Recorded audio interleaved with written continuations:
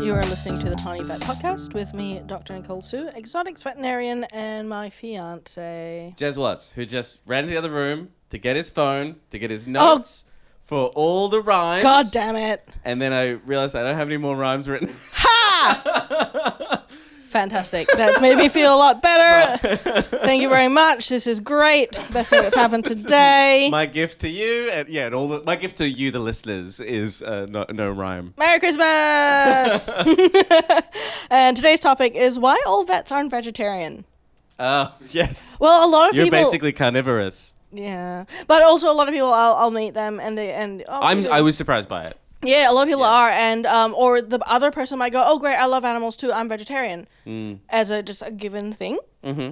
So, it is true. Actually, I think most vets are omnivorous.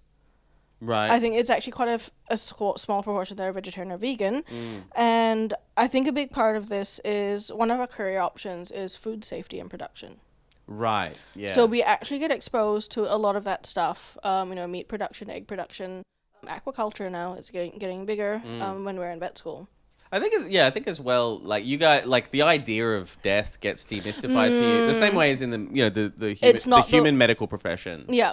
For you guys, it's just like, oh yes, death is part of life. For the rest of us, it's terrifying. I think how I put it is death is not the worst thing. Right. The worst thing is working as a vet. That hurt me. My insides.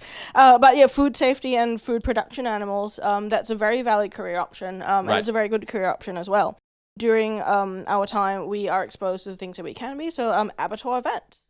Yeah. So a vet on... What? Oh, listen, I mean, honestly, the whole job that you have is brutal to me. But working at an abattoir, I can't imagine it.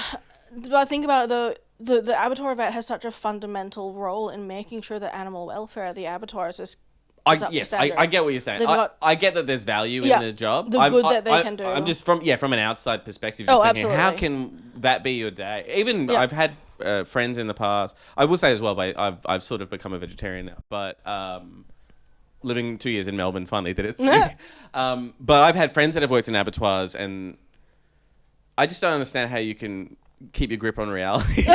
Jesus. when you have so much death around you. I mean, I think for the vets, you always focus on the good that you can do. Right. And absolutely, it's a huge amount of good that you can do in the abattoir. You can work in food production systems. Mm-hmm. So you can be a dairy vet, looking after dairy cattle. You can be a beef vet, so looking after beef cattle. Poultry vet, you can look after meat and egg producing chickens. Aquaculture, looking after the fish that are farmed currently in our system. Right. And it can be a very fulfilling job, even though the end point of a lot of these animals is to go into our food system, because you're contributing to making sure that their lifetime here on Earth is a good time. Right. Yeah. And absolutely, there's still a lot of ground that we have to gain with production animal welfare, but we've done really, really well, even in the past 5 years. Right. For a lot of these guys. For example... I would imagine this varies a lot from, let's say, the developing world to it does. The Western world? 100%, yeah. So the developing world, especially kind of third world countries, where it's a subsistence level, there's not a lot of control. Those animals never see a vet in their entire lives. Right, yeah. But that being said, though, we do a lot of charity missions to places like that, where we vaccinate their dogs against rabies. We make sure that their cattle are protected against ticks, and it benefits the animals because they don't friggin' get rabies. But it benefits the farmer as well, because good welfare is equivalent to good production. Right. Like there's absolute no financial reason for farmers to mistreat their animals. But animals should mistreat farmers. I think that's true. I mean, no. I've had colleagues with their legs get broken by cows and stuff. Well, that's all right. Fine. I'm just trying to be silly. Okay. But there's no financial reason for farmers to mistreat animals. It has been proven time and time again by peer-reviewed journal articles that good welfare is the same as good profit returns for farmers. Right. Okay. Yeah, that's just something. If you go online, I'll put resources up on our Eupilio website as well. But that is something that's been shown so many times, and even if you're not interested in it, so obviously I didn't go into that direction, but you still have to do quite a lot of it during vet school, because The animal production stuff? Yeah, absolutely, because the vet part of it is fundamental for ensuring that we've got a food supply and a safe food supply. So it's in our interest to make sure that we vets get exposed to it during our time in vet school. So I did a lot of farm work. I think the minimum for my university was at least 4 weeks at a farm. I think I might have done a bit more than that, but I can't remember. And in that time with farm work, I was involved in stuff like home slaughter. Home slaughter sounds like a crime. That sounds like you were charged with 3 counts of home slaughter. But that's where in most home slaughter cases, the victim knows the aggressor. But that's where, you know, a farmer, let's say, kills one of their animals and processes it on site for their own consumption. So I was involved in quite a lot of that. Yeah. Which was really good. I felt like it really was a valuable experience for me. I've been to different abattoirs. So I've been to a pig one. I've been to a cattle one. I've been to a sheep one. I've done a chicken one as well. And I thought that was a really good experience for me. What's your view on, I assume there's only one right answer to this, but what's your view on cage egg versus free range eggs? So that's really interesting. So cage all right. I thought you were going to be like, obviously free range is fine. But you can have poorly run free range operations. Oh, where it's basically caged. But or they're not doing it properly, and then you get animals that you know, are bullied by other animals. You get predation. So, you know, foxes and stuff like that. Like one of our rabbits, Dusty, was bullied by other rabbits. by other rabbit, Ella. Yeah. But then he was too big for her, and Yes. then she got bullied back. Yes.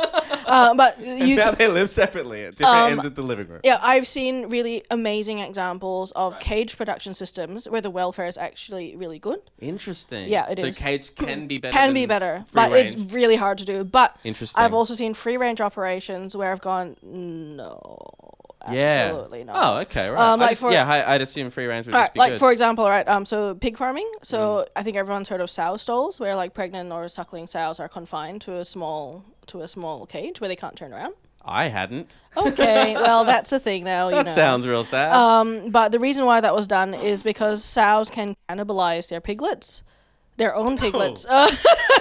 This is going to be a hard episode for Jez. So sows can eat their own piglets, or other sows can also eat other sows' piglets. So that's one of the reasons why crate farming came into place. And in a poorly run free-range system, you're going to get a lot of that happening. So there's pros and cons for all of it. But absolutely, a well-run free-range system is fantastic. I love them. It's just hard to do, and you need people that know how to do it. Right. But that's why I'm a bit funny about, let's buy, this because it's got that term attached to it, because you don't actually know what it means. What that means, a lot of time now. It's too broad a term. Yeah, a lot of time now it's a marketing term. Yeah, I think fair trade is the same. Like there's a difference between fair trade and fairly traded, and quite often fairly traded can be better for the the developing farmers than the fair trade organization, because they're only dealing in certain ways. Yeah, even though they may not qualify for that fair trade label. Yeah, absolutely. Yeah, I think it's tough to pass as a consumer. Oh, capitalism. Isn't it great? But Don't worry, we've only got 20 more years for all of us. But that's why a lot of us are vegetarian. And it is so important for people to understand that we are involved in a lot of these things that may be unsavory for a lot of people. Like, for example, I have a classmate that did a lot of the live export ships. What's export ships? Live export. Ships. Yeah. Oh, right. So, where they send live animals to the Middle East or stuff. Yeah, from I was thinking that like an export ship is like an internship. But it's for else. I don't know. And obviously, like, huge hot topic in the animal welfare situation in Australia. But man, I thought good for her. Like, she's going there. But she's making it better. She's making for the a animals. difference. She's making more of a difference than any of those activists, because she's actually there. She's got the knowledge, and she's going to apply it. You hear that, Sea Shepherd? It's hard to say Sea Shepherd. It is. The Tiny Vet podcast is brought to you by Upilio. Sources for our topics can be found at upilio.io. Outro music by Matt Charleston.